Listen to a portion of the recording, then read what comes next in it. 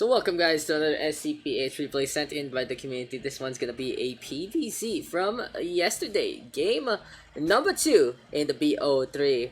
Let's introduce our players in just a bit as we do get our overlay up and running. Here on the top left, we got the red Zerg Nuks. In the meantime, on the bottom right, it's gonna be Artanisph on the blue Protoss. Cyberforce LE, one of our smaller maps.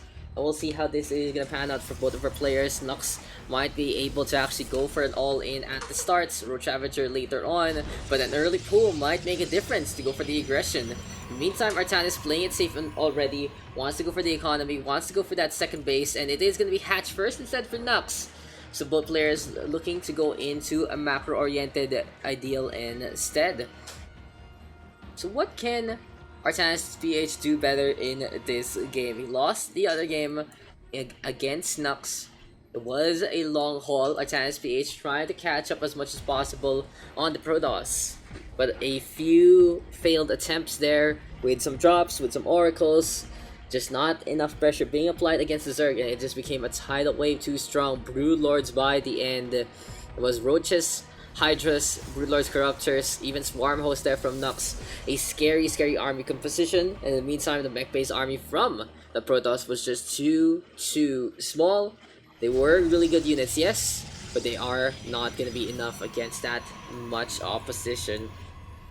Or was even that funny parts where Artanisph had the expansion with photon cannons, and Nuks pushed in, and then the mech just got stuck between the cannons. An unfortunate time for Artanisph, but Nuks just really showing that he is able to take advantage of many situations. As now the second base being built here for the Protoss. In the meantime, Artanis does get the scout, sees the hatch, sees the pool, so it's like, okay, everything is normal on the home front. No need to be worried about anything going on Ori. But Nuks getting in position with that Overlord, he is going to put it on the high ground, especially you can do this against the Protoss. Since the first unit is the Zealot, the Stalker will not get vision anytime soon. Look at this. That's so unfortunate. You get vision of everything except this, but then the Overlord is just flying, so you should be able to see it, but no, apparently not. Anyway, here we go with the second gateway. We are going to get an Adept as well here for Artanisph, going to get warped on in. In the meantime, the base already getting a safety pylon just in case. He can build around this, just wall in those probes if there is a run on by or a Nidus opening. But Nuks playing the greed. He knows there is no aggression coming his way. He's like, okay, I can safely get the third. I can start putting some Zerglings, run around, go for the patrol, get some good sidelines along the way. And this one Zergling keeping an eye out of any potential fly on bys here from Artanis. Look at the direction of that Zergling compared to the base of Artanisph, as he is gonna get a Stargate just in time. So really Nuks expecting the worst already, hoping for the best, hoping for an easier time. Stalker now poking this Overlord, but this guy who went for the peak gonna be able to shut the door on his way out. So what will the Stargate actually release? That's the real question. Maybe Phoenix, maybe an Oracle. We can check it out. And yes, it's an Oracle. A funny thing that you can notice on the Stargate, I don't know if this happens to every other building, but on the Stargate, you can actually see what unit is being built in the model, I believe in higher graphics. So yeah, look, since we're on a higher graphics setting right now, you can see the shape of the Oracle. The Chrono Boost does make it a little less obvious, but now as soon as it comes out, you can really see how it goes. The Oracle just warps in from the Stargates, and will Nuks be able to see this? He actually notices it! He notices it! He doesn't have any Spore Crawlers yet. Might be an opportunity right here, right now for Artanisph. And no, the first Spore Crawler comes. The second one in position, all ready to morph on in. And the third one coming here for Nuks. But Oracle say, no, you shall not pass. The Extractor doesn't happen. And the Queen's now numbering in the triples. But the Oracle looking for another takedown does get 2. Will this actually lead to any value here for Artanisph? Seems like it's not going to be the case. And now the Oracle going to decide to back on that. Not going to happen. Sees the Overlord, says hi, says goodbye, but the Queen going to get the catch! And that is going to be some green energy taking that one down. I believe there was a Phoenix in queue as well, but it seems like it has been cancelled. And really Nuks playing so cheekily and playing so paranoid that he puts Zerglings here and here just in case. 1.0 with the opening. And for now, Artanisph is gonna transition into a ground-based army instead. We are gonna get 4 gates and a robo. Interesting Artosis pylons on the left and the right of that Nexus, boys. I have 2 pylons, the left and the right. One powers production and the other is tech. Blow them up softly. 1, 2, 3. No more power for the Protoss, and that'll be just so sad. So anyway, another Artosis pylon right here, right now. And honestly, I nitpick a lot about Artosis pylons, especially as a Protoss player. You want to build at least like one more, just in case. Especially if this is gonna be your main defense. And now though, the Zerglings are waiting with the wings. And we are gonna get roach speed as well. Now in the meantime, oh, there's the Phoenix. They actually got a kill onto one already, trying to deal with the supply. Artanisph though not really paying attention. The Queens are in position, looking for the takedown along the way. And it is gonna be an easy give right there. Right in. Easy clap 1, 2, 3 for those Queens. I'm a little sad we never got to use that catchphrase in SIBOL. But it is what it is. And the Overlords are in position to just look around for any kind of shenanigans from the Protoss. The Ewoks are dancing here by the forest. It seems like the Empire has truly fallen, but now the Dominion is here to stay.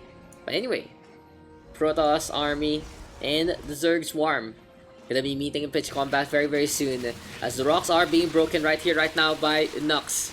In the meantime, we are going to get that Archon. And interesting, there is a pylon placed here for Artanisph, so a reinforcer cycle, but it will be that slower warp time without the Nexus or the Gateway in position.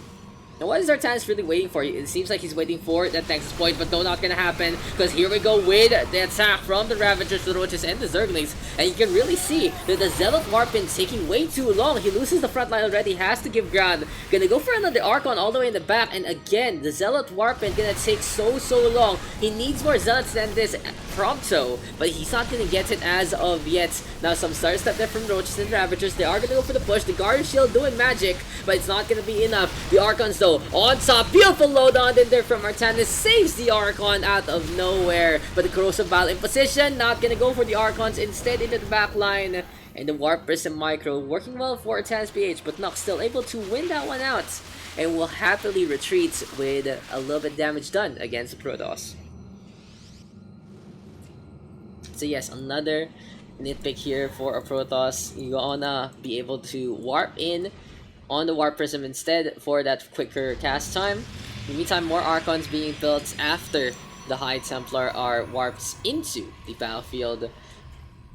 And interesting that he isn't really going for Psystorm. It's really a Zealot Archon Immortal composition. Very safe. It is pretty well rounded in terms of not only composition but also minerals and gas.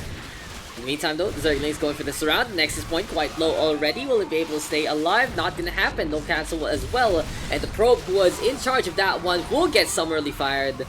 And speaking of the fire, the Bile landing from above. So scary. And just pretty imposing along the way. In the meantime, the Zealots are trying to get in position. The Overseer is around the map with the Observers rather from Artanisph, looking for opportunities, looking for any big armies coming his way. Right now though, Nuks is not letting up on those upgrades. Already with +1 on Rage, we'll go for that +2, +1 on Carapace as well, gonna make these guys a little tankier. And yes, the Roaches are apparently tankier than Ravagers, and they are armored compared to Ravagers who lose their skin for the big orange thing in the back. But they are bigger. That's the thing. Apparently bigger does not mean heftier. And wow, is this a Zealot Warp in? Yes, it is. Artanisph, did he actually take care of everything? Was that the show? No, he only does get 5. So Nuks does get the pull in time. But so well done there to Artanisph, putting on some pressure. He can sacrifice those Zealots. They'll be happy to warp back with their emergency recalls. And this one Zealot pretending to be a Changeling instead, and Nuks completely ignoring this one. In the meantime, we do see the Roaches go for the surround. Here comes the Zealot again, gonna get warped in for some reason, and yeah, that was something. And that tells us something. This is gonna be the pain train from Nuks waiting to happen. 182 supply and counting. So getting taken down. The Archons are quite strong against them. But this one Archon will throw out in the front. Pincer attack between the two. The blue balls of energy getting taken down one by one. Shields won't do anything. As the battle comes, he does hit his own unit. So Nuks has to be a little more careful than that. And in the end, it seems like Artanisph able to survive with 3 Archons, 1 Immortal, and 1 Zealot to spare. Quality over quantity right here, right now for our Protoss player, and he will be able to transition into that third base to the north hand side. In the meantime, again, Warp Prison trying to be cheeky. The Roaches are giving chase. Spore Crawlers were able to reposition and move around. But in the meantime, here we go again with these Zealots. They're so pesky. And Nuks would want to get some repellent against that one. Maybe an Ultralist or 2 might be scary. Maybe even some Swarm Hosts just to deal with them in terms of Locust defending. So the real question right now is how is Nuks gonna transition? Because we see our Artanisph going really committed with that mech. Gonna go for those twin disruptors. Robo Bay is there as well, so some giraffes. The Colossi are ready to rampage.